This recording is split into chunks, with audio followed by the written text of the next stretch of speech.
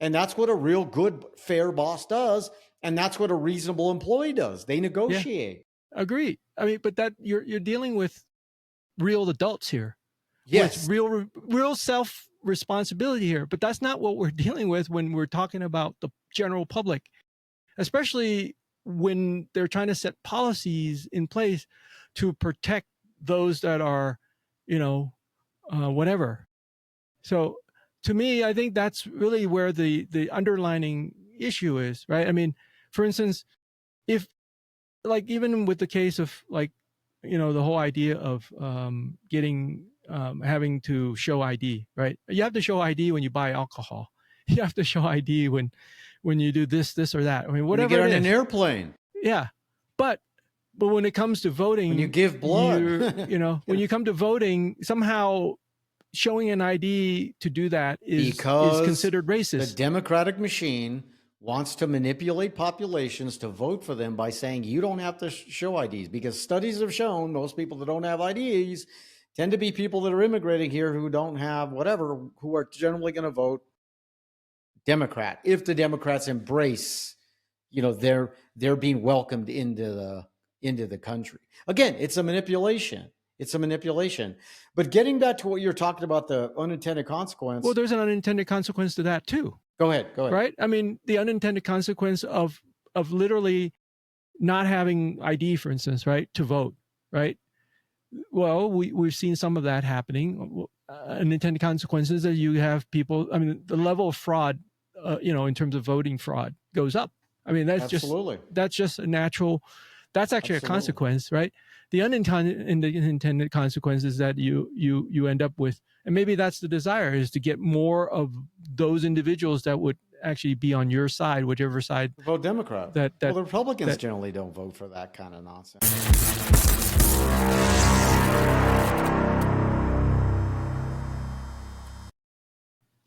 Good morning, good afternoon, good evening. Welcome to another edition of this weekly podcast we call Inside Reality, where we put forth topics that are germane to the human condition, particularly here in America, and we have the audacity to, as in the most unvarnished way possible, dissect, these difficult topics. Like, for example, last week we talked about racism as a tribalistic predilection that all people have. We're wired that way.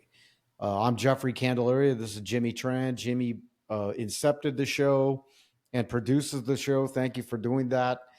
Please like, share, comment, let other folks know about this program, because it's very unique, because I don't hold any punches. I call it like it is. I call out hypocrisy, including my own. This week, we're going to be talking about unintended consequences, particularly by the fat donut-eating politicians, both Republicans, both Democrats, at the federal, state, municipal, local levels. When they put these stupid policies together that they don't have to live with, there's usually all these other consequences that people like us have to live with. Today's topic, unintended consequences. How are you doing, Jimmy? Doing great. Boy, that was real sincere. Hey, it is sincere. I wasn't that sincere. You weren't sincere? Not really. Okay, I'm just more interested in getting the podcast done than, your little that's fine. studio prison over there. So you're the one that came up with the idea about unintended consequences. So why don't you seed today's show called Inside Reality?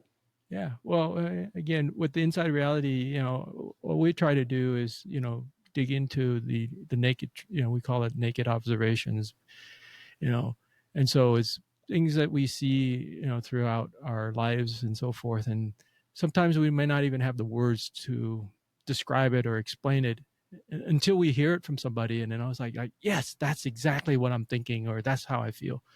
And that's what we're trying to do here is really just be authentic and genuine and open, in dealing with our own, I guess, mental and emotional wranglings as we live our lives, right? I mean, of course, lately we've been dealing a little bit more on the political side of things, but it's not necessarily have to be that.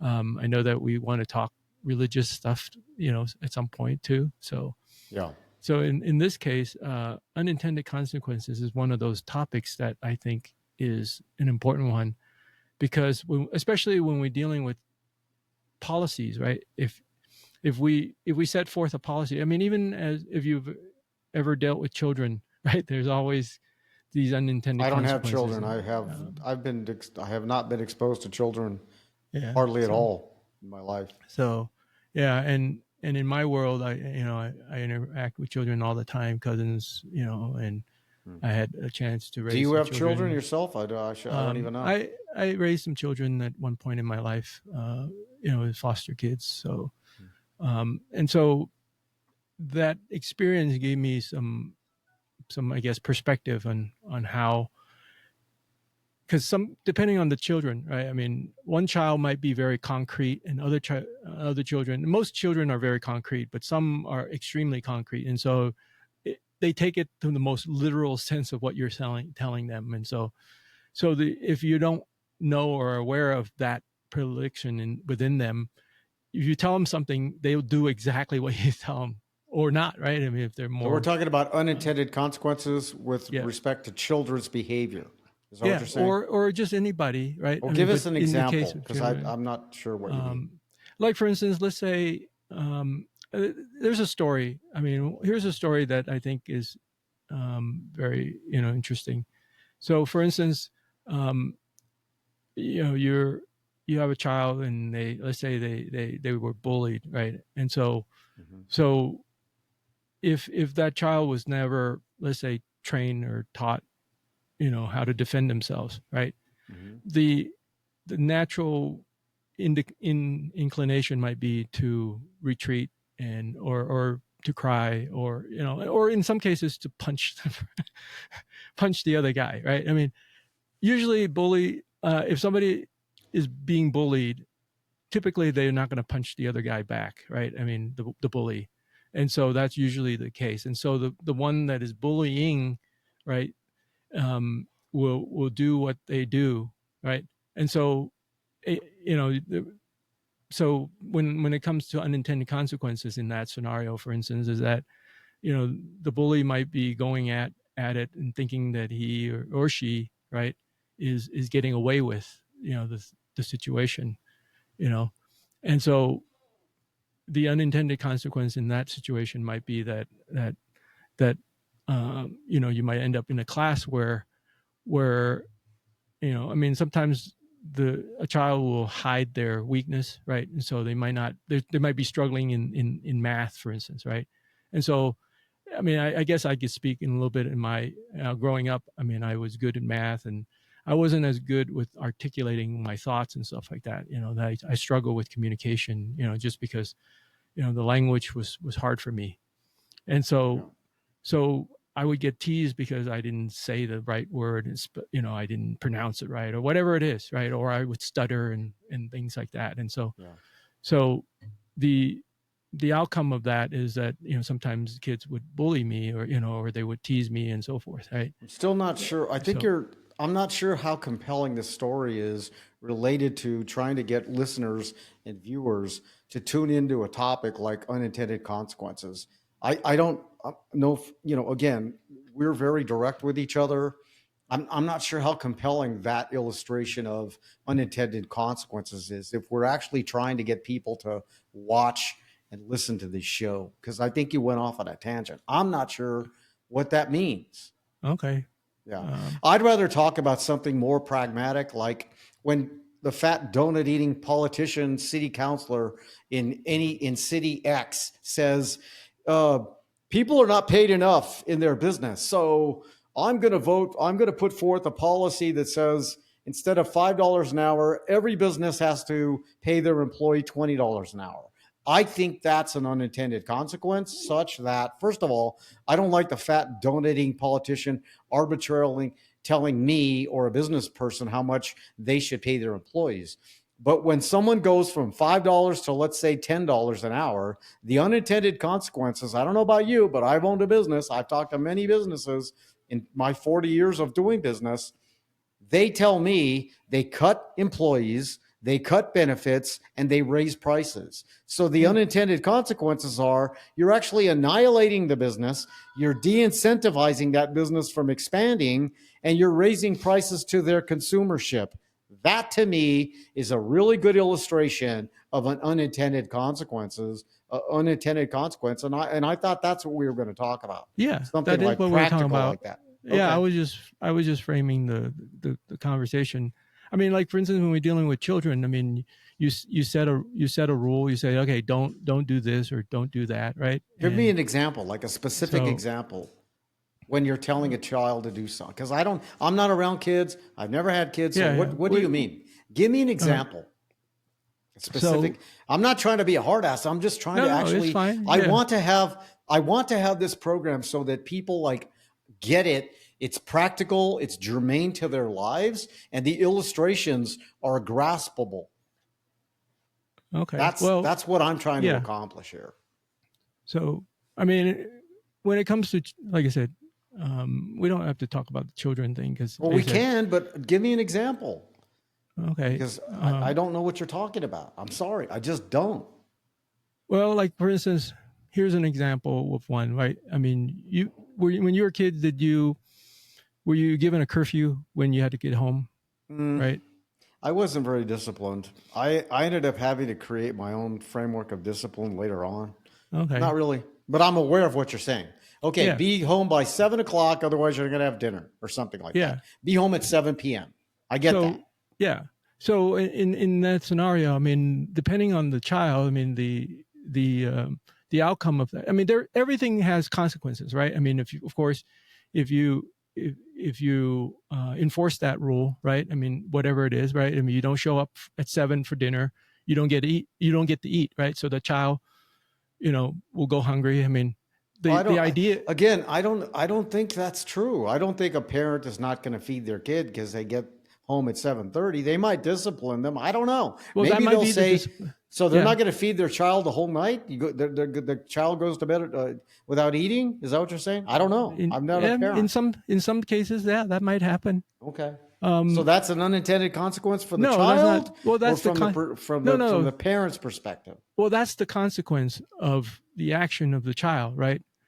Now, the unintended consequence of that, of course, is that the neighbor finds out that the child is not being fed or whatever it is, right? Yeah. Or the harshness of that discipline is to the degree where now CPS is called in to deal with that situation What's because they're CPS? considered Child welfare or Child something? Protective Services. Oh, okay. Okay. And so in that instance, you have a situation where the unintended consequence of the parent disciplining a child, right? And that child now, I mean, it wasn't intentional abuse. It was just, I mean, trying to teach a lesson, Yeah. right? But because of that, right? So now all of a sudden the Child Protective Services is called in, Yeah. to deal with the situation.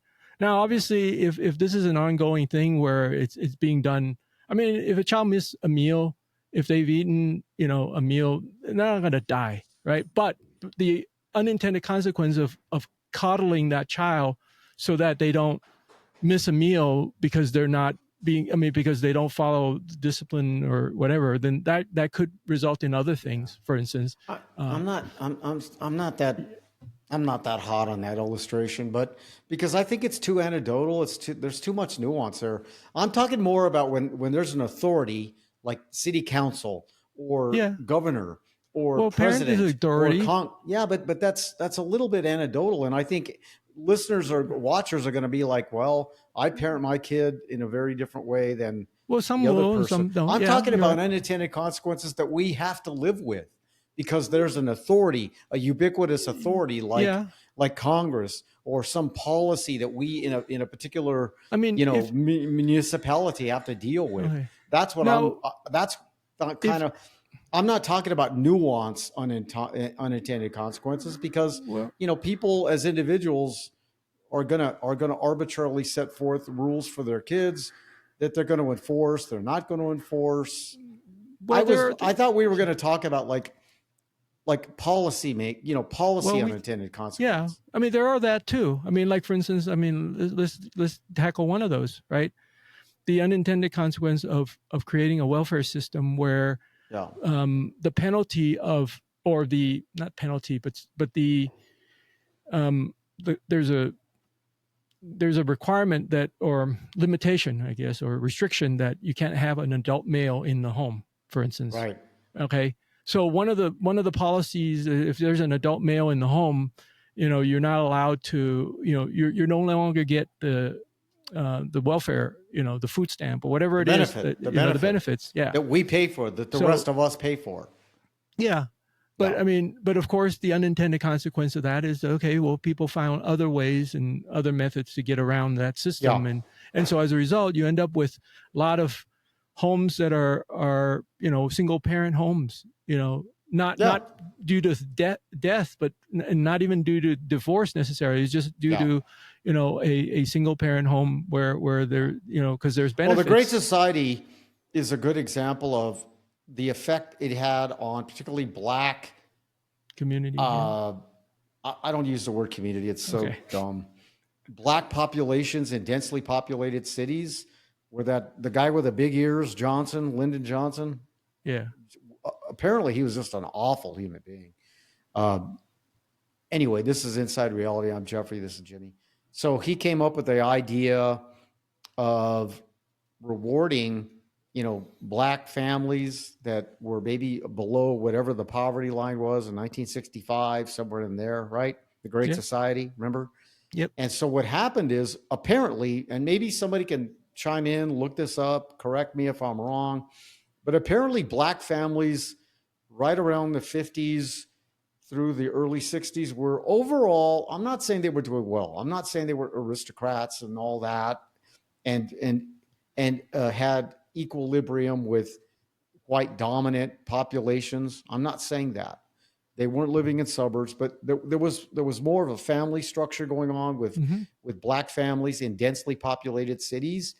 But after this policy, the Great Society, a lot of women recognized they could actually earn incomes, whatever that means, relatively speaking, by not having fathers in those homes.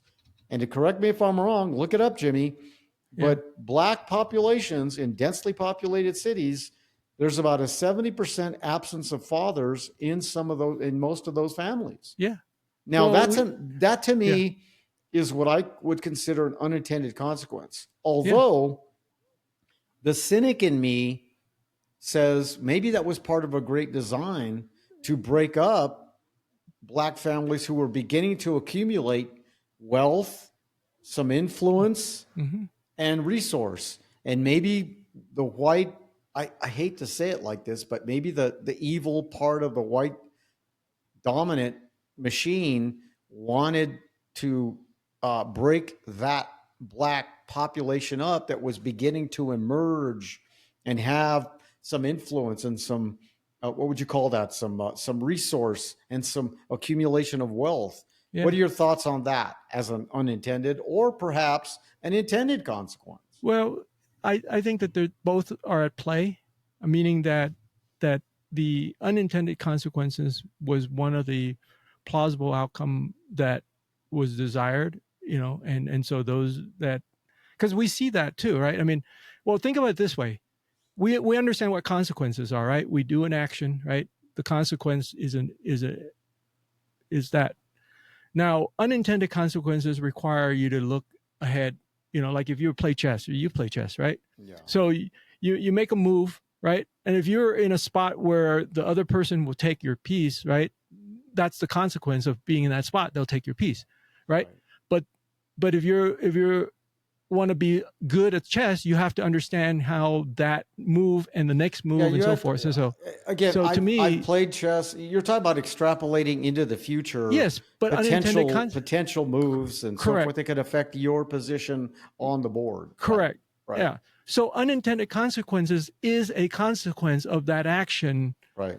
That just happened to be further down, meaning multiple moves down than the immediate move, right? So let me ask you a direct question. Do you think Lyndon Johnson and his ilk, I couldn't stand the guy, I remember him as president, do you think his design was to break up densely populated populations of Blacks that were beginning to accumulate some wealth and resource? based on what I know about, I mean, I don't know a lot about him, but based on some of the things that I've read about him and some of the other things that I've studied, regarding Yeah. this topic, yes, I think that this was the intended outcome wasn't so much to get them out of poverty as it was an intention to actually enslave them You mean that was further, the ostensible political correct political position? position, yeah. The But again, ostensible political position. Yeah. because here's why, right? Because you can see that when I mean, it looks good, right? Because there's the intention, right? I mean, you can say, well, the intention was good. I mean, I'm trying to get people out of poverty, right? I'm going to feed this person because they're begging for food or whatever. Yeah, I don't agree with the philosophy, but I can grasp how it can be seen as good. I'm ideologically opposed to welfare, period, but I get what you're saying. It's creating that. It could be positioned as a politically moral thing to do, for correct, example. exactly, and that's the easy sell, right? I mean, if you look at it, that's really what we've seen in all of these social policies. Is like is the easy sell. Okay, well, if I do this, it'll give you that, right? I mean, if I gave you money because you're broke and you don't have money, right? You can't feed yourself. I feed Right. you. Then but the problem is that when you do that, right? When you feed somebody because they don't have the means to feed themselves, obviously the first thing happens is that you end up domesticating them just like an animal, right? You end up domesticating them and then create a dependency on you. So this is why the whole adage of you create a dependency on government, and in this case it's government, because government is providing. When you said free, we the taxpayers like us Of course. have to finance that nonsensical Sure. policy, and it also breeds dependency on government. It de-incentivizes. I think it actually annihilates and actually obliterates the work ethic, Sure. the predilection to work, because you can stay at home and watch TV all day. And I'm not saying that's a great lifestyle, because many of these people were living in, and still are living in, tenements. Yeah. But whoever they is, in this case, mostly black women who have a lot of kids in densely populated cities, don't have to actually earn a living. Yeah. So there is a certain degree of comfort there. I'm not saying I'm not saying I'd want to be in that situation.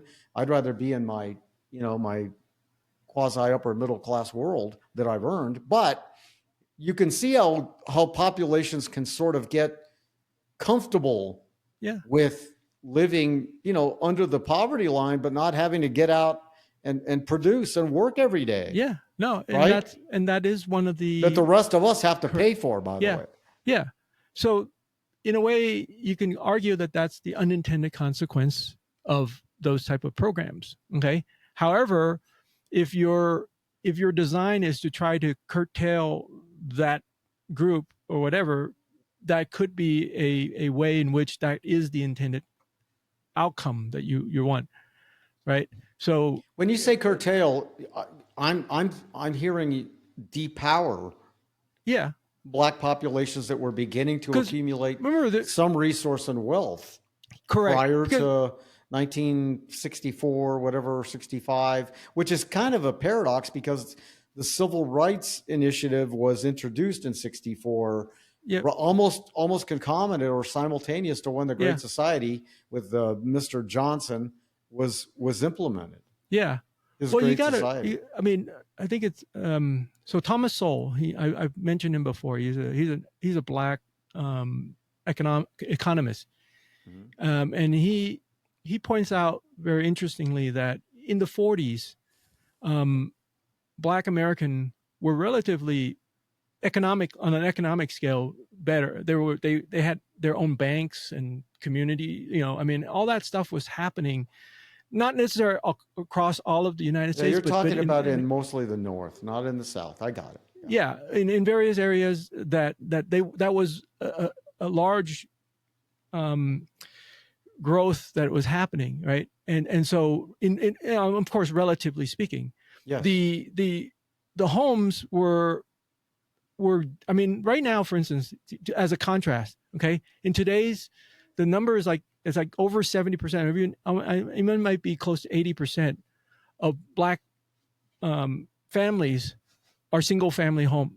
I mean, they're not. I mean, raised by the mother or the grandmother. Okay. Yes. The father is not Yeah, in the picture. Okay. we already Now, we said that. if you contrast that, even during the time of the Civil War and during slavery time, and prior to the Civil War, the number was somewhere around 20 to 25%. Okay, according to some numbers, I think it was. I mean, like I said, Thomas Sowell, is one of the authors that I've read. So, given this understanding, and in the 50s and the 40s, that was where the numbers were. The numbers didn't change that much from that. 20 to 40, 20 to 25%. You've made your point. But out of the outcome of this policy of the Great Society and so forth, that trend shifted, dramatically, and we see that in the white community too. So what's the outcome with many black populations in densely populated cities, whether it might be Detroit, whether it might be parts of New York, whether it might be Chicago, whether it might be parts of LA, densely populated cities where you have no fathers, 70, sometimes 80%. What's the outcome? Well, I mean, we can see some of that, right? Gangs and because remember, as humans, we tend to like to be, we're tribal as in general. Okay. Yeah. I mean, that's one of the natural element is that we're tribal. And so we go and we find tribes, especially young men. Right. And this is why gangs are so attractive. So are you saying, again, this is Inside Reality. We talk about very difficult topics. We try to be, critically thought process oriented, dialectic, coming from it from different perspectives. We try to be, we use our own experience. Some of this is anecdotal, but a lot of it is just based on metrics and empirically verifiable evidence. So are you saying, and I think I'd agree with possibly this predicate, that when populations don't have mothers and fathers, there's going to be proclivities for gang involvement, maybe educational compromise, maybe economic consequence that's not so good, and maybe even some activity, right? Maybe some criminal behavior. Yeah. I mean, all of that is at play. Basically, the nuclear family, the breakup, which I've said for the last 30 years, the breakup of the nuclear family has not just economic consequence, it has ethical, moral, sociological, psychological consequence. Yeah. Right? There are. Yeah. Again, we're talking about unintended consequence today, and I'm Jeffrey Candelaria, and this is Jimmy Tran.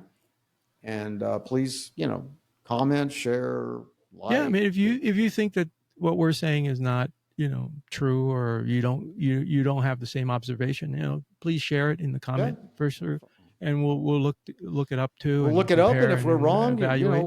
If we're wrong, we're wrong. But so I don't think so. There's been a lot of studies. I mean, that's one of the reasons why we're seeing some of the things that we're seeing today. I mean, for instance, I understand. Okay, so don't get me wrong. There are some rigged part of, like Dave Chappelle, right? He's a very interesting character. Dave Chappelle, he's a comedian. And I stopped watching really comedians when Johnny Carson left 95, I think it was 92. I don't know who he is. Well, what's your point? Dave Chappelle. Well, he's a black comedian, and he was in one of his little stint. He pointed out something very interesting. He's like, he pointed out, like, because during Donald Trump's first campaign, in his first term, right? One of the things administration. Before during 2016, 2015 when he was running. Yeah. And he's like, campaign, you mean campaign. During the campaign, during the debate, he said that, the system is rigged, right? And so Dave kind of points it out as like, he was so shocked, and he's just kind of like highlighting how shocked that was, because, here's a white man calling out, the system is rigged. You could still be white and call out the system is rigged. Yeah. I believe the political machine called our republic and democratic constitutional republic, I believe it's totally rigged. Look at the gerrymandering issue. The Yeah. Democrats have been doing it for 50 years. Now the Republicans are trying to do it in Texas, and all of a sudden the Democrats like, oh my God, what are you doing? Manipulating populations. Well, I'm living both. in New Mexico. My old house, I pointed it out last week. I hate to go on a tangent, but hell, man, it pisses me off. My old house where I live, that zip code, all Democrats, 98%. Now that New Mexico gerrymandered it such that now it's blended with the few Republicans in southern New Mexico, which dilutes the concentration of political Republican influence. So Yeah. gerrymandering goes on all the time. Yeah. Yeah. So for Chappelle to point out that he's astonished that a white guy would point out that systems are rigged, who cares? Yeah. Well, they are. remember, he's a comedian. He's just Doesn't matter. It doesn't matter highlighting who points out the political system's rigged. It is rigged. Yeah. You could be you could be black, Asian, whatever. All you're saying is the emperor doesn't have clothes on. Yeah. Anyway, Well, unless you're one of those people that want to keep the people believing that the emperor does have clothes, even though he doesn't. I mean, that's part of it. well, that's right. Then you have a mental disease if you're not willing to accept what is observably obvious. Yeah. I mean, that's an individual mental disease. Then or it's part of the power play, if you will, right? The manipulation of. I want to come back to the point we were making about the 70% absence of fathers in certain densely populated cities. I'm not a hypocrite. I grew up without my father in the home. I love my dad. Yeah. We have a relationship now, but he was divorced from my mother. He was in Vietnam. I had a very dysfunctional childhood. So I'm not sitting here, and trying to be some kind of a moral authority. Oh, look at me, I'm so great. I'm a product of a nuclear family, and look at all the success I've had. I've had success, relatively speaking, but I've earned it. But I came from a very dysfunctional, broken home. Yeah. So I'm not trying to judge those of you that are from a broken home, because I was very ashamed of it. Now, as an adult, I can look back and I'm sorry I was ashamed. But I went to a private school with a lot of white dominant people. Okay. Back in the 70s, it was very difficult to reveal, Mother's Day when I was a kid was very difficult after my mother died. Yeah. Father's Day was difficult, even though that was in June. So we were on vacation, but kids can be cruel. That part of the childhood I do remember. Yeah. But, I just wanted to make that point clear that I'm not trying to be sanctimonious about, these people that come from broken homes are all bad people. I mean, I'm from a broken home too. So I understand some of the economic hardships, the sociological hardships, the psychological hardships, some of the shame in some cases that does happen when you're trying to associate with a different, maybe aristocratic population like I did. It was the variance was unique. So anyway, another example of unintended consequences here in New Mexico, here in Albuquerque, the fat politicians at the municipal level are trying to or the state level, they're trying to pass this, like, what is it, 3 months, 6 months family leave, paid family leave. Like if you have a pregnancy or whatever, the small business is going to pay you for 6 months as a benefit, right? Full benefits and all that. I mean, again, it sounds like a really moral thing to do, right? Sure. But when one passes that legislation and it's implemented, what is a small business going to do? Now you've got to pay for someone who's not there, possibly replace the person, pay that expense, right? Yeah. That person doesn't have the experience of the person left, right? Yeah. So what does that do to your business? The outcome of that, of course, is the prices are going to either go up or you close your business. I mean, it's one or the other, or you lose the type of service, diminished service, right? Yeah. I mean, so the consumer, they're only a give and take. So the consumer somewhere. has to deal with higher prices when they're soliciting that business, or reduced service, or the service standard is compromised because the experience is gone. Yeah. It also does something else. these dumb policies that everybody comes across as, oh, look how moral I am. I want to pay somebody a living wage. They always use that word living wage. I get all that. But most of these people that put these policies together, have you noticed? They don't own businesses. They don't own businesses. And they're sitting there in a little limousine eating their donuts all day. But it does something else. It de-incentivizes people to enter the business realm, to be entrepreneurs, to innovate, or even expand their business. Actually, yeah, that's one but you can also argue that by doing something like that can also, because if somebody loses a job because of a program like that, right, where they have to reduce staff in order to maintain profitability and so forth, right?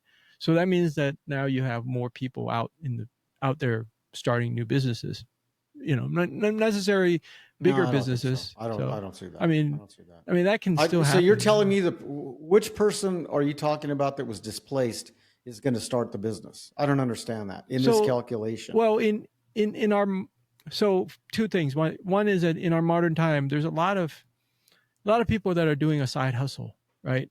And so obviously that side hustle might turn into a full-time gig for somebody. Yeah, again, I don't know what you're talking about, man. I thought we were talking about the unintended consequence. There's a business. It's got 10 employees. Someone in New Mexico passes a bill, state legislature. We need all these small businesses to pay a benefit for 6 months if one of those employees, gets pregnant or whatever.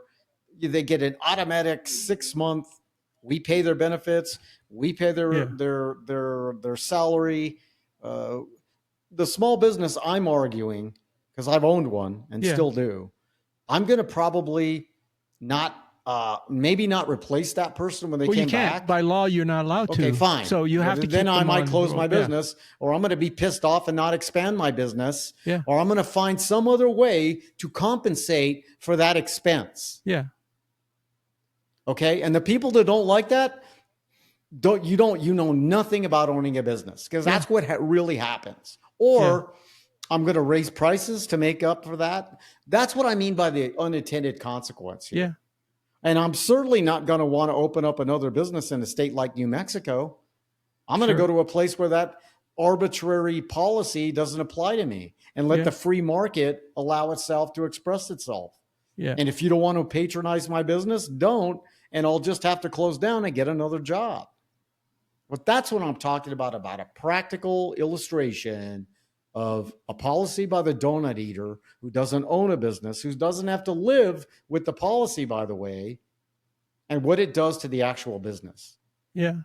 Now how do we address that though directly? Say it out loud. No. I'm not. You tell the fat donut eating legislators this is what really happens in the real world, and then of course you're going to be accused of being immoral, or being not sensitive or whatever. I didn't make the rules. Look up Adam Smith, The Wealth of Nations, and how economics actually works. Yeah. No. What I'm asking is, how do we address?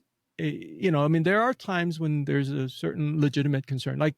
Let's go back to the wage thing, right? You do it. Are you talking about an actual pregnancy and all that? Well, you negotiate it. You negotiate it with the employee. Jimmy, you work for me. I appreciate that let's say you're a woman, because men can't have babies. We've already made that clear. Men cannot have babies. Let's say you're a woman. You're pregnant. You worked here and you're a good employee. I'd say, here's what I'm going to do. I can't pay you for 6 months. What I will do, I'll pay you for 3. You eat the rest, but I'll save your job. That's what you do, man. You negotiate. You let the free market express itself. And then if you say to me, I don't like those conditions, I'm not going to do it, then you either leave, or I give you an extra month, or we negotiate something else. But you don't let government, the fat donut eating politician doesn't own a business, tell us how we should conduct business. Yeah. And if you don't want to work for me, Jimmy, or Jimmyette, because men can't have babies, then don't come back. But see how I'm trying to work with you? Sure. Yeah. And that's what a real good, fair boss does. And that's what a reasonable employee does. They negotiate. Yeah. Agree. But that you're dealing with real adults here. Yes. real self responsibility here. But that's not what we're dealing with when we're talking about the general public, Yeah. especially when they're trying to set policies in Yeah. place to protect those that are, whatever. We've got about 10 minutes. Yeah, So, you're right. You're to right. me, I think that's really Good where point. the underlining issue is, right? I mean, for instance, if like even with the case of like, the whole idea of having to show ID, right? You have to show ID when you buy alcohol. You have to show ID when you do this or that. I mean, When you whatever get it on is. an airplane, Yeah, but when it comes to voting, when you give blood, when you come to voting, somehow showing an ID to do that is considered racist. The Democratic machine wants to manipulate populations to vote for them by saying you don't have to show IDs, because studies have shown most people that don't have IDs tend to be people that are immigrating here who don't have whatever, who are generally going to vote Democrat if the Democrats embrace, they're being welcomed into the country. Again, it's a manipulation. It's a manipulation. But getting back to what you're talking about, the unintended consequence. Well, there's an unintended consequence to that too. Go ahead. Right? I mean, the unintended consequence of literally not having ID, for instance, right, to vote, right? Well, we've seen some of that happening. Unintended consequences that you have people. I mean, the level of fraud, in terms of voting fraud, goes up. I mean, that's just a natural. That's actually a consequence, right? The unintended consequences that you end up with, and maybe that's the desire, is to get more of those individuals that would actually be on your side, whichever side. Vote Democrat. Well, the Republicans generally don't vote for that kind of nonsense. I'm a reluctant Republican, but I don't know any Republicans that have any real consequence and influence nationally that support people ID. voting not having an ID. Yeah. Again, but anyway, getting back to your scenario about the entitlement for the pay me $30 an hour minimum wage, let me have 8 months off with all my benefits. You're creating two things. You're the fat donut eating politician who's never had the business that's pulling for this crap. They're just like trying to be moral. Oh, I'm so moral. But the other thing that it does, it engenders working populations who now feel entitled. Yeah. Who feel entitled. For sure. Oh, you owe me this benefit. You owe me this. As opposed to not understanding free market and how those dynamics work, or maybe not even understanding the power of negotiation. Going to their boss and saying, I've got a hardship case. How can we handle it? Yeah. Because, hardships happen. I get that. Absolutely. Yeah. But I worked in an environment for 25 years, actually 2 environments for 25 years and about 10 years. One was a bank. One was a formal, very sophisticated chamber of commerce. And there were hardships. I was a vice president, and we would make certain concessions if they were legitimate. But the person we were affording the hardship benefit to had to do something as well. Sure. Besides obviously experiencing their hardship, they had to do something as well when they came back, right? Yeah. And it worked out well. Yeah, we had a really high retention rate. Yeah. There are people still working there, actually. Yeah. Well, I mean, setting the expectation is important. And of course, setting, clear boundaries. And of course, being responsible for ourselves, in terms of what we're doing, and making sure that the person that we're dealing with, like, in terms of the employer, understands. I mean, that's the other. But some of this is obvious to me, man. Well, it might be obvious to you, but I don't think that's. But if you're an adult and you have a high school education in this country, and you work for me, and we create widgets, and we have to do so many widgets a month to do this, to do that, whatever. We sell them at a certain price point. You make a certain salary. I make mine. I took more of the risk. I make more than you. And I'm not going to apologize for that. And you don't show up for 6 months and you tell me, you pay me everything that I'm owed for the next 6 months, plus my benefits, my insurance, my, whatever, all the other stuff, dental, all that. And that you're telling me that person doesn't recognize that that's going to impact the production of widgets? Oh, I mean, well, yeah, I mean, What do from you a mean? I mean, I think the average 12th grade educated person understands if I'm not here and I'm not producing widgets for 6 months, there's not going to be as many widgets produced. That's going to somehow affect this place I work at, even if I don't really understand the dynamics of supply and demand and profitability and marketing and all that. They've got to understand there's going to be an impact. That's all I'm saying. So you don't agree with that premise? well, I don't say I not agree with it. I feel like we're giving. I mean, I in general, I like to give people the benefit of the doubt, right? However, Well, first of all, we got 2 minutes. I wouldn't yeah, employ somebody that didn't understand that basic rudiment of, production and absence of production based on you're not being here and producing widgets. If they don't well, understand that rudiment, you're not working for me because you're just a dumb freaking bell. okay, So well, that might be true, but here's the question: you're saying it, there are people that dumb that don't understand if they're working at a widget factory and they're gone for 6 months that it's going to affect production? I I would argue that if the push of the public is to for this, I mean we have a really strong desire for this because I mean for whatever reason people feel like this is how it ought to be. So to me that begs the question: how many people really understand that type of economics that you just Yeah, but a described? lot of people that are pushing for it aren't in that business situation. That's what I'm Yeah, saying.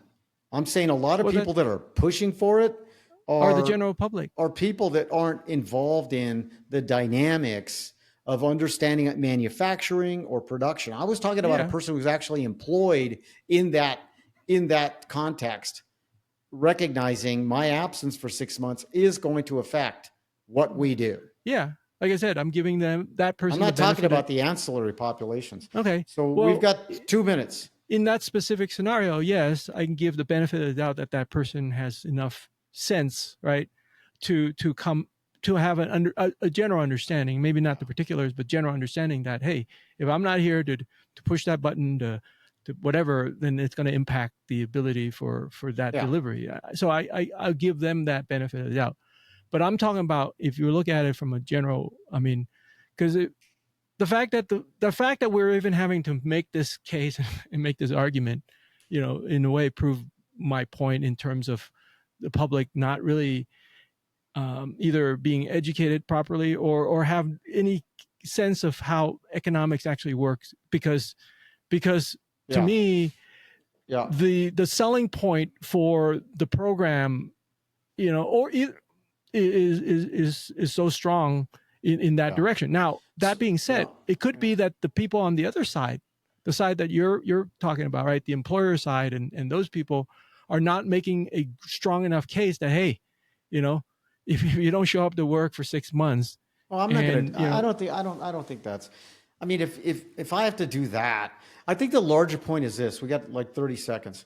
Maybe what we should do, maybe the legislation I would espouse and try to propagate into implementation, every high school graduate needs to have a year of economics. Maybe but it, that's the larger well, there, economics, a year of yes, economics, period, mandatory, period. I'm talking about understanding socialism, the communistic model, the capitalistic model. Read the book Wealth of Nations, Supply and Demand, yeah, what entrepreneurship actually means, what taking risk actually means, what it means to have a manufacturing production plant, and maybe have even scenarios inside that 9-month curriculum where kids are in school yeah, where they role play owning the business, managing the business, being an employee at the business. I'm Jeffrey that Candelaria, that would be a Inside Reality. Well, Well, that yeah, would be a great addition.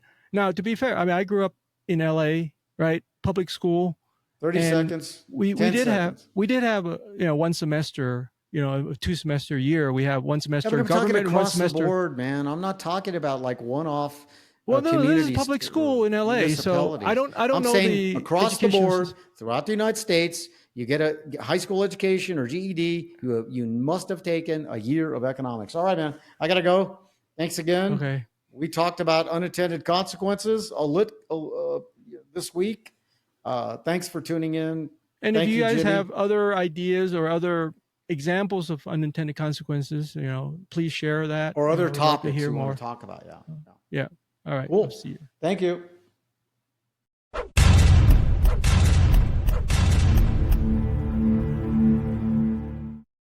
For shows like this, I try to be more specific because I've done radio and I know people don't tune in if they don't understand that it relates to me. How is this relevant to me? Yeah. The viewer or the listener. Well, what's funny is that this is actually the one show that I've given a lot more thought to because we had already thought of the topic a few days ago, and so it's been rattling around in my mind, trying. And sometimes when that happens, actually, it works against me because now I have all these thoughts. There was a story I wanted to share. A farmer and his neighbor. The farmer goes, and his neighbor, his horse runs away, and are you familiar with this story? No.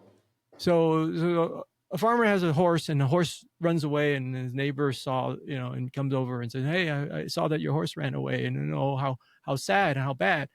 And the farmer says, "Well, good for bad, I don't know, but God knows." And so the next day or a few days later, the horse comes back, and the horse has like 4 other horses with him, and the neighbor says, "Oh, how lucky, you got 4 more horses now, because, and is it good or bad?" And he says, "Well, I don't know, good or bad, but whatever it is, So his son gets on the horse, and he fall off the horse and broke his leg. Oh, how bad, right? And he says, "Well, I don't know, God knows, good or bad."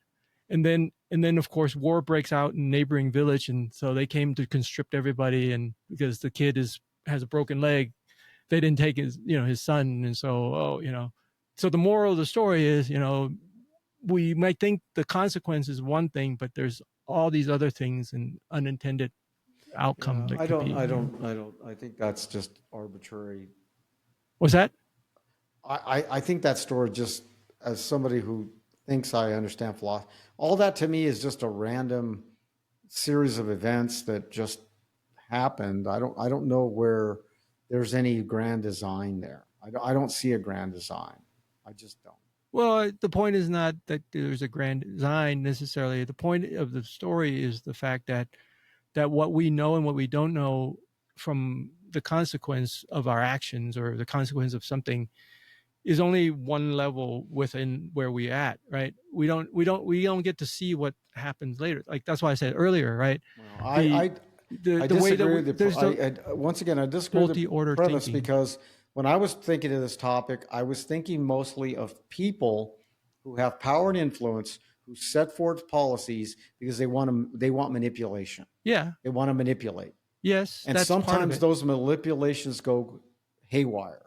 Yes, haywire, even beyond their evil designs. Absolutely, that happens. That's what I thought we were going to talk about. But there's also conditions where it goes even further than that, where it actually is. Not the immediate outcome, and not even the secondary outcome, but maybe even the third or fourth order outcome is where it goes, right? Yeah. So, okay. Technology is a perfect example of that, right? Like right now we're dealing with AI, right? And so we can see the immediate impact of AI, right?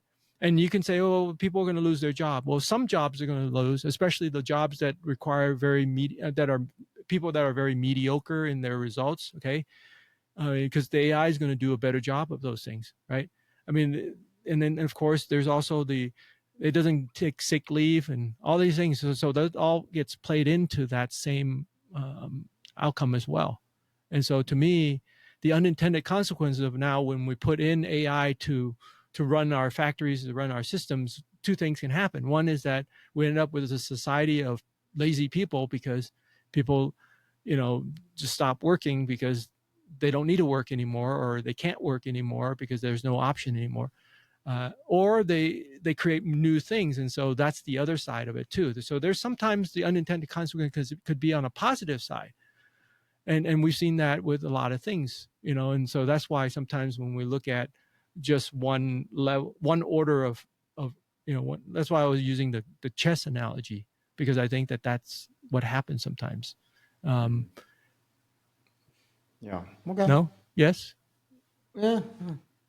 I'm more of a cynic, so I always think of manipulation and Yes. nefarious I'm sure that conspiratorial happens too. thinking, like conspiracy, Yeah. nefarious design, grand manipulation, people self-aggrandizing, not That's giving a all. shit about the people that they say they lead. But on the other side, it's the people themselves are just dumber than freaking rocks, so they have to bear a responsibility Yep. too. Yep. And so it's like the black people that are now still continuing to live in poverty and everything like that. It's their fault too, man. Absolutely. They bought into the welfare thing, and the machine, the monster of welfare, Yep. continues to annihilate them. Yeah. No, that's So exactly it. so the monster was created by the fat, that big-eared freaking Lyndon Johnson, who was an evil, horrible human being. He created it along with his minions. He's got an accountability to that. But the population that experienced it, many of whom continue to perpetrate that because they're Yep. lazy and sloth That, and they don't do anything about it, yeah. the, the monster almost feeds on itself. There's Absolutely. a reciprocal relationship that goes on. Absolutely. And that's part of Godzilla the, and Tokyo. yeah.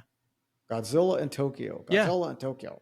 Yeah. Yeah. Yeah. And that is part of the problem. That's part of the challenge. That's what makes this whole thing more complex than it seems,